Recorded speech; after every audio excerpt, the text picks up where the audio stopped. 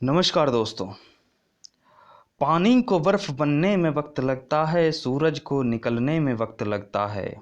किस्मत को तो हम बदल नहीं सकते, लेकिन अपने हौसले से किस्मत बदलने में वक्त लगता है। इतिहास जब रचने चलते हैं तो ना इतिहास एक दिन में रचे जाते हैं, ना एक दिन में लिखे जाते हैं। हजारों रातों की मेहनत, कई लोगों की मेहनत इसके पीछे होती है। और इसी क्रम में मैं प्रभात कुमार आज इस कॉन्स्टिट्यूशन के कुछ इंपॉर्टेंट क्वेश्चन को लेकर आपके साथ आया हूं। तो चलिए देखते हैं सबसे पहला question. Who is called the architect of Indian constitution? Okay, Mahatma Gandhi, Jawaharlal Nehru, doctor B R Ambedkar, K M Munshi. तो right answer is doctor B R Ambedkar, architect of Indian constitution. Okay, next question. 3rd June plan was also known as cabinet mission plan, Mountbatten plan, Wavell plan. तो 3rd June plan is also known as Mountbatten plan. Okay, Mountbatten साहब ने इसे दिया था। और वेबल plan क्या है? तो वेबल प्लान दिया गया था 14 जून 1945 को। इस प्लान के तहत जो वाइस राय होंगे और कमांडर इन चीफ होंगे, उन्हें छोड़कर जो भी गवर्नमेंट में व्यक्ति होंगे वो सभी इंडियन होंगे, ऐसा ये प्लान था। चलिए, तो 3rd June plan is also known as Mountbatten plan. Next question. Cabinet mission plan was announced on 16 April 1946, 16 May 1946, 16 June 1948, 17 July 1946। तो cabinet mission plan was announced on 16 May 1946 is the right answer. Next question. A constitution is a what? A set of ordinary rule, a set of ordinary law, set of financial law, set of official law, the basic structure which defines the power of various organ of the state and the right and duties of its citizen and person. So a constitution is the basic structure which defines the power and various organ. जिस state में हम रह रहे हैं उसके विभिन्न विभिन्न organ के जो भी पावर हैं, जो भी शक्तियां, उसको डिफाइन करता है हमारा कॉन्स्टिट्यूशन। और जो हमारा कॉन्स्टिट्यूशन है वो राइट एंड ड्यूटीज भी बताता है, जो नागरिक उस क्षेत्र में रह रहे हैं और जो भी पर्सन जो उसके सिटीजन नहीं हैं, वो नॉट द सिटीजन, उसके राइट एंड ड्यूटीज क्या हैं वो भी कॉन्स्टिट्यूशन ही बताता है। तो राइट आंसर है D. Okay, next question. A preamble is a slogan, name, an introduction, especially of an act or of parliament in giving its religion and purpose. तो यहाँ पर C option is the right answer. A preamble is an introduction, especially of an act of parliament in giving its religion and purpose. Okay. Next question. From which of the constitution we have borrowed the idea of preamble? तो जब हम constitution बना रहे थे तो विभिन्न विभिन्न देशों से कुछ कुछ आइडिया लेकर के जो उसकी अच्छी बातें थी वो अपने कॉन्स्टिट्यूशन में शामिल किया। तो अच्छी बात एक प्रियम्बल भी थी, तो उसे भी जो आर्किटेक्ट ऑफ कॉन्स्टिट्यूशन थे वो डॉक्टर बी आर अम्बेडकर ने ये कहा कि जो यूएस की जो है प्रियम्बल, उसे उसका आइडिया हमें लेना चाहिए। तो यूएस के प्रियम्बल को हम देखेंगे तो वहाँ पर भी फर्स्ट वर्ड आता है वी द पीपल ऑफ, वहाँ पर आता है अमेरिका या यूनाइटेड स्टेट ऑफ अमेरिका। लेकिन जब हम इंडिया की बात करते हैं तो यहाँ पर सबसे ऊपर में लिखा रहता है इंडियन कॉन्स्टिट्यूशन के प्रियम्बल में कि we the people of India. Okay, we the people of India. तो हम लोग वहीं से बोरो किए हैं। इस कॉन्स्टिट्यूशन का जो प्रियम्बल है उसका आइडिया हम लोग यूएस से लाए हैं।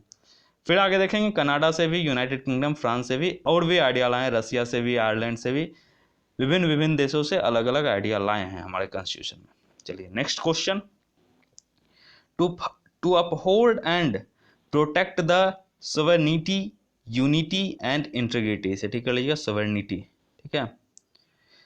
Unity and integrity of India is a provision made in the what? Preamble of the Constitution, directive principle of the Constitution, directive principle of state policy, fundamental right and fundamental duties, तो ये कहाँ से लिया गया है? To uphold and protect the sovereignty, unity and integrity of India is a provision made in the what? Fundamental duties. Okay, fundamental duties. Next, the idea of welfare state in the Indian Constitution is enshrined in its what? Preamble, directive principle of state policy, fundamental right or seventh schedule. Then welfare of state given in directive principle of state policy is the right answer. What a state can do for good livelihood of their citizen. Okay, वो वहाँ के नागरिक किस प्रकार से सही व्यवस्था में रह पाए, ये राज्य के नीति निर्देशक तत्व इंसर्ट करते हैं. ठीक है. Next question, India the judiciary is what? Independent, under the parliament, under the president, under the prime minister. यानी भारत की जो जुडिशियरी है वो किसके अंदर आते हैं या इंडिपेंडेंट है? तो भारत की जुडिशियरी जो है वो इंडिपेंडेंट है. Independent is the right answer. बहुत स्वतंत्र है ये, इससे किसी प्रकार का कोई प्रेशर नहीं है. Okay. In which of the following cases the supreme court held that the preamble contains the basic feature of the constitution? ये बातें किस में कही गई थी? तो एक के गोपालन केस में, बेरोवाड़ी केस में, सज्जन सिंह केस में और केशवानंद भारती केस में. ठीक है.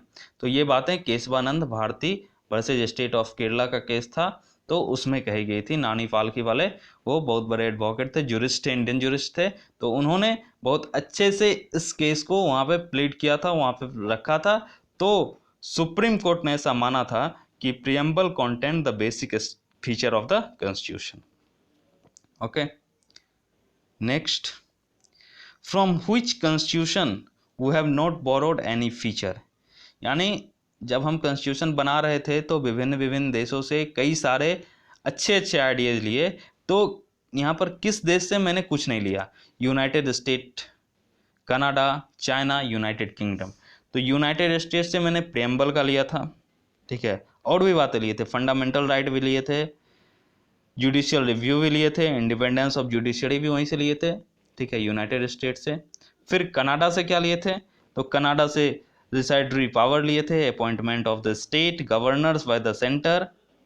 ठीक है. जो हम अभी गवर्नर देते हैं सेंटर के द्वारा जो स्टेट में रहता है, तो वो कनाडा से मैंने लिया था, रिसाइडरी पावर वहां से लिया था. फिर यूनाइटेड किंगडम से क्या लिया था? तो यूके से पार्लियामेंट्री सिस्टम लिया था, रूल ऑफ लॉ लिया था, सिंगल सिटीजनशिप लिया था. लेकिन यहाँ पर चाइना से मैंने कुछ नहीं लिया था. जो भारत का जिस समय कॉन्स्टिट्यूशन बन रहा था उसमें चाइना से कुछ नहीं लिया गया था. ठीक है.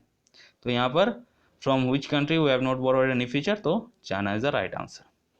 Next, the fundamental rights in our constitution are inspired by the constitution of what? तो फंडामेंटल राइट भाई कहाँ से लिए हैं ये बता दीजिए.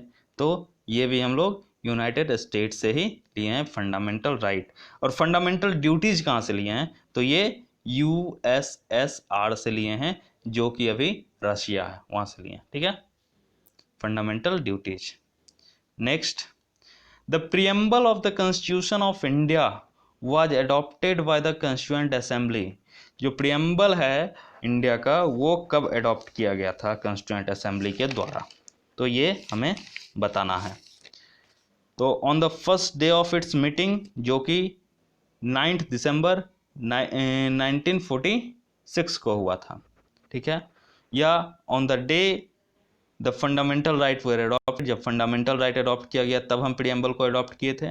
या on the day DPSP were approved, जब डीपीएसपी बना था तब किए थे. या फिर आफ्टर द फुल ड्राफ्ट है, सॉरी इसको ठीक कर लीजिएगा, after the full draft of the constitution was approved, जब पूरा कॉन्स्टिट्यूशन बन गया, उसे अप्रूव कर दिया गया, तब ये बनाया गया.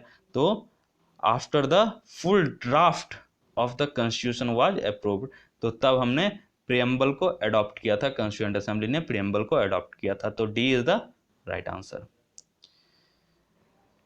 Next, the provision of 5th schedule and 6th schedule in the constitution of India are made in order to.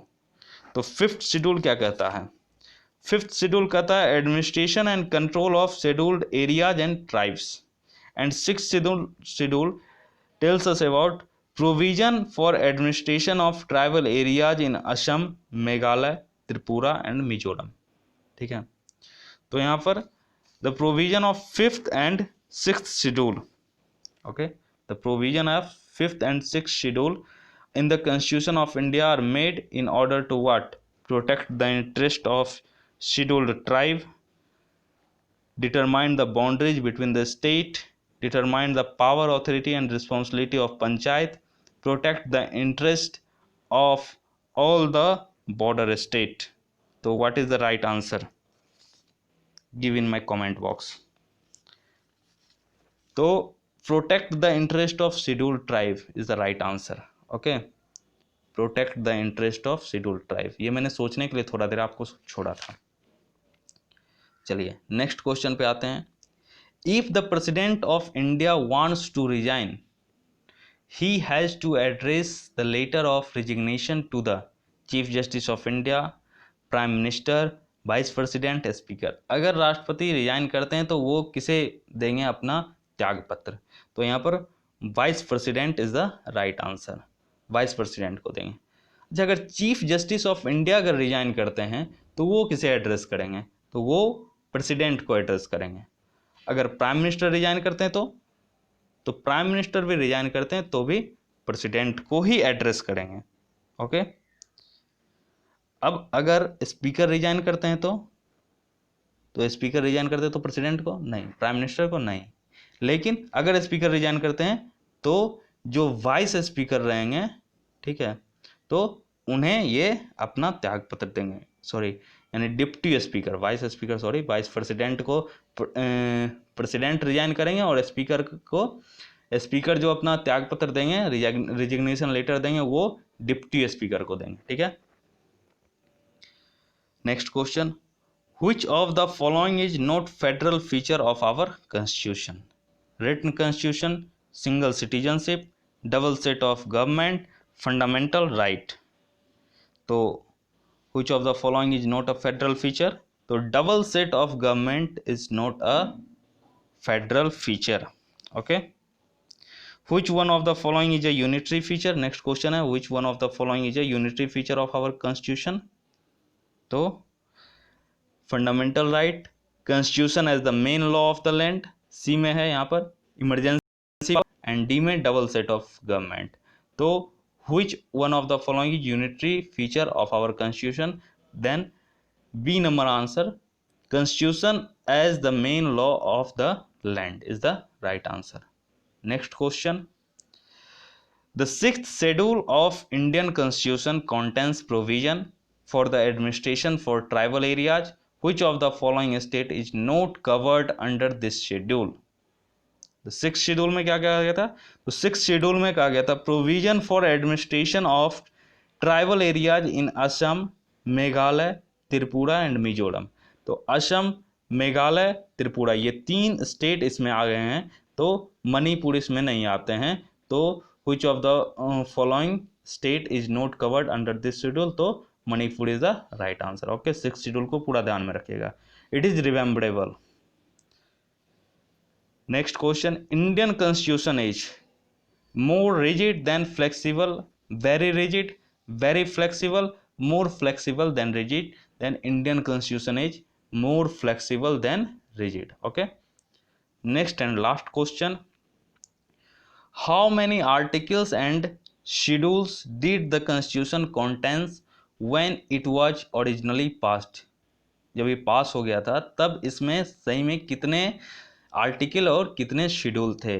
395 article and 12 schedule, 398 article and 10 schedule, 397 article and 9 schedule, 395 article and 8 schedule. And D answer is right answer, 395 article and 8 schedule is present in original constitution when it was passed. Okay, thank you very much for watching full video. Okay, अब इसी प्रकार के question series में मैं लेकर हमेशा आऊँगा। फिर मिलेंगे अगले वीडियो में कुछ और क्वेश्चन के साथ। तब तक के लिए बहुत बहुत धन्यवाद।